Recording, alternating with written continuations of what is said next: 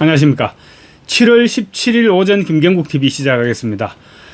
한미 관계가 껄끄러지면서 이재명의 대북 불법 송금 사건과 관련한 유엔과 미국의 제재 여부에 대한 관심도가 다시 높아지고 있습니다. 지난 14일 방한한 몰스탄 전 미국 국제형사사법대사는 이 부분과 관련해서 미국과 유엔이 제재를 해야 한다. 여러 방향에서 얼마든지 제재가 가능하다고 주장했고 제재를 할 수밖에 없을 것이라는 식으로 언급을 했습니다.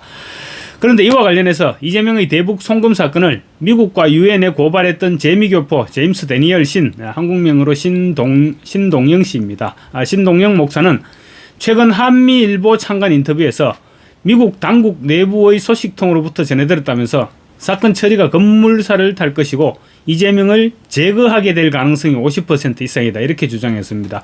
표현이 제거였는데 이 표현이 맞는 표현인지는 모르겠습니다.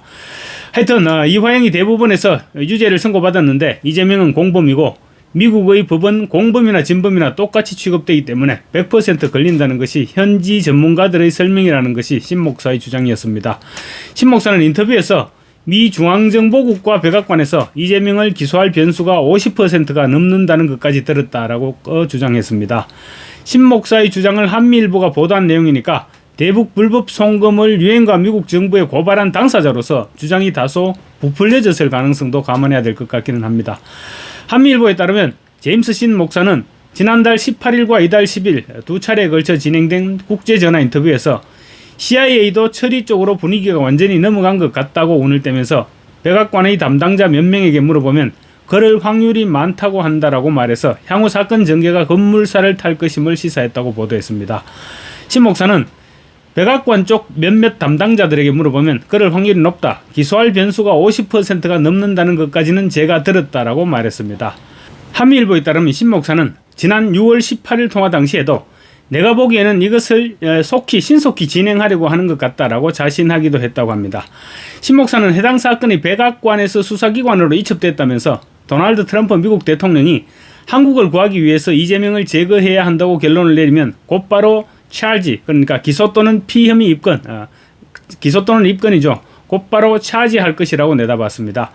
그는 또 정치적으로 봤을 때 만약에 트럼프가 한국을 놓칠 수는 없다. 하지만 지금 상황에서 한국을 놓치지 않기 위해서는 이재명이 없어져야 한다. 그런 결론을 내리게 된다면 백악관 쪽에서는 이재명을 기소 또는 입건할 방향이라고 그렇게 주장을 했습니다. 그러면서 트럼프 대통령이 판단만 하면 다음날 바로 발표된다고 말해 트럼프 대통령의 판단에 따라 연내에 이재명에 대한 체포영장과 국제형사사법 재판이 가능할 것이라고도 주장했습니다. 상당히 극단적인 관측이긴 한데 이와 관련해서는 최근 트럼프가 이재명을 아예 대통령으로 인정하지 않는 듯한 그런 모습을 보여주고 있다는 점도 주목해야 될 것으로 보입니다. 신 목사는 이어서 자기네가 더 많이 알고 있다고 하더라라면서 유엔과 미국 정부기관 내에서 대북 불법 송금 사건 처리를 위한 공감대가 어느 정도 굳어진 상태임을 내비치기도 했습니다. 또 미국과 유엔의 고발 사건 처리 시점과 관련해서는 트럼프 대통령이 유엔과 미국 국무부 및 재무부에 힌트를 주면 바로 기소가 될 수 있다는 이야기를 마지막에 들었다라고도 말했습니다. 이와 관련 한미일보가 공개한 신 목사의 음성 파일을 들어보면 어쨌든 그쪽에서도 만약에 트럼프가 이재명과 별로 사이가 안 좋아진다면 트럼프가 유엔에 이야기하고 또 미국 국무부와 재무부에 힌트를 조금만 주면 바로 기소가 될 수 있다는 말을 들었어요 라고 말하고 있습니다. 신 목사는 유엔 쪽 정보 소스까지 일부 공개했습니다. 대북 제재 분야에서 일하는 사람이라고 했다는 것인데 그만큼 자기의 주장이 신빙성이 있다는 얘기인 셈입니다. 신 목사는 6월 18일 한미일보 기자와 전화통화를 하면서 제보자는 한국의 유엔 대표에게는 이야기하지 말라라고도 했다고도 밝혔습니다. 그러나 그 후 유엔이 피고발 당사국인 이재명 정부에도 고발장 접수 사실을 알렸다고 하니까 이제는 더 이상 비밀이 아닌 셈이 됐습니다. 대북 불법 송금 의혹 사건과 관련된 연방정부의 기류를 귀띔한 이들이 누구인지 묻는 대목에서는 CIA와 백악관 쪽에 한국계 미국 시민권자가 200명 정도 공직자들이 있다고 언급했습니다. 그들 가운데 일부로부터 들었다는 이야기인 것입니다. 신 목사는 17살 때 미국으로 건너가서 48년간 지금 미국에서 거주하고 있는데 그러다 보니 영어와 한국어에 모두 능통하고 한인단체장을 맡아오면서 연방정부에서 근무하는 한국계 미국 시민권자 공무원들과도 교분이 두텁다고 합니다. 신 목사는 1차 고발 당시 결과가 나오지 않았던 이화영의 대법원 확정 판결문을 추가한 2차 고발도 준비 중이라고 합니다. 특히 2차 고발 이외에도 국제사회로도 고발을 추가 확대할 계획이라고도 합니다. 신 목사는 세컨 액션으로 4~5군데 더 고발해야 하는 방안을 모색하고 있다. 나토에 고발하고 유엔 인권제재 메커니즘과 캐나다 그리고 국제형사재판소, 프랑스, 일본 등에도 고발장을 낼 계획이라고 덧붙였습니다. 글쎄요, 현직 대통령이 기소될 확률이 50%가 넘는다는 말을 선뜻 믿을 수는 없지만 몰스탄 대사가 설명한 분위기와 비교해 볼 때 퍼센트까지는 몰라도 그런 쪽으로 기류가 흘러가고 있다는 그런 공통점은 드러나고 있는 것 같습니다. 또 이재명과 민주당이 쌍방울 대북 불법 송금 사건을 가장 두려워하고 있다는 사실은 여러 측면에서 이미 드러난 사실이기도 합니다.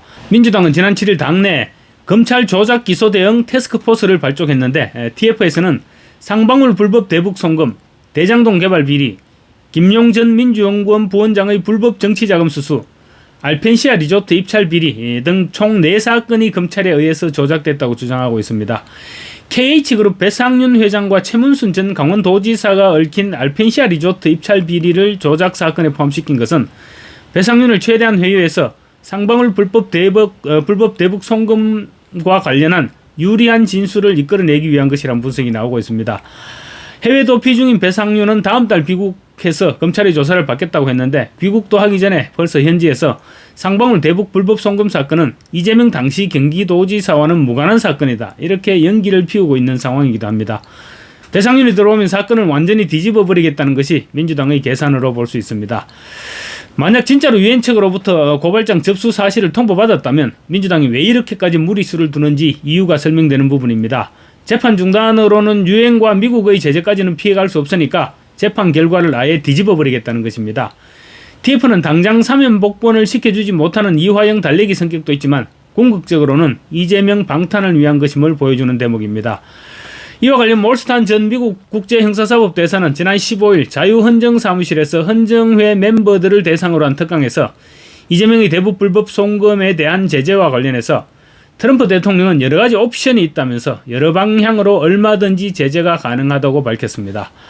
탕 교수는 앞서 지난달 26일 워싱턴 DC 내셔널 프레스클럽 기자회견에서는 이재명 대통령의 대북 송금 연루 논란과 관련해서 특검과 조사위원회를 출범시켜 북한에 보낸 800만 달러에 대해서 미국과 유엔이 제재를 부과하는 차원이 아니라 반드시 제재를 집행해야 한다라고도 주장했었습니다. 구체적인 내용 측면에서는 몰라도 전체적인 그림에서는 몰스탄 대사와 신 목사가 주장하는 내용의 흐름은 같은 방향인 것입니다. 끝으로 윤석열 전 대통령 변호인단에 포함된 김계리 변호사 얘기 짧게 말씀드리겠습니다. 김 변호사가 어제 유튜브를 개설했습니다. 특별한 내용이 있는 것은 아니고 유튜브 방송 개설을 알리는 2분 30초 분량의 짧은 영상을 올렸는데 만 하루도 지나지 않아서 오늘 아침에 보니까 구독자가 벌써 8만 명에 육박하고 있습니다. 아마 오늘 오전 중에 만 하루도 지나지 않아서 10만 명을 돌파하지 않을까 싶은데 그야말로 돌풍을 일으키고 있습니다. 윤 전 대통령에 대한 관심과 응원을 반영하고 있는 것입니다. 윤 전 대통령과 관련한 소통 창구가 필요하다고 생각해서 유튜브 방송을 개설했다는 신고식이었는데 조회수가 25만 회를 넘어섰고 응원하고 지지한다는 댓글도 11,000개를 넘어서는 등 엄청난 반향을 불러일으키고 있습니다.